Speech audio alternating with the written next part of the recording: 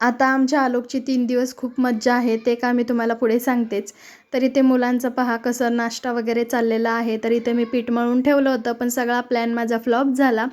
तर माझे आजोबा येणार होते. आजोबांना फिश खूप म्हणजे खूप जास्त आवडतं. तर आजोबांनी या पिशवीमध्ये सगळा रानमेवा आणला आहे. मला तर खूप आवडतं. तर फिश फ्रायची रेसिपी तुम्हाला हवी असेल तर मला तसं कमेंट करा. मी नक्की फिश फ्रायची रेसिपी चॅनलवर अपलोड करेल. तर इथं मी तरी म्हणजे पातळ आमटी जी असते ती बनवून घेतली. भाकऱ्या ऑलरेडीच बनवून ठेवल्या होत्या, वेळ होतोय म्हणून. तर इथे पाहू शकता आजोबांनी बोरं आणली होती. म्हणजे ह्या वर्षातला या सीझनमधला पहिला बोर मी खाल्ला, ते पण आजोबाने आणलेलं. तर आजी आजोबाचं प्रेमच खूप म्हणजे खूप वेगळं असतं. त्यांच्या इतकं प्रेम आपल्याला कोणच देऊ शकत नाही. आणि तुम्हाला कंटाळा येतं का ह्या गोष्टीचा, की स्वयंपाक करता करताच अचानकच बघतो तर आपण मसाला संपलेला असतो डब्यातला, तो वेगळ्या डब्यात काढायला मला तर खूप जास्त कंटाळा येतो.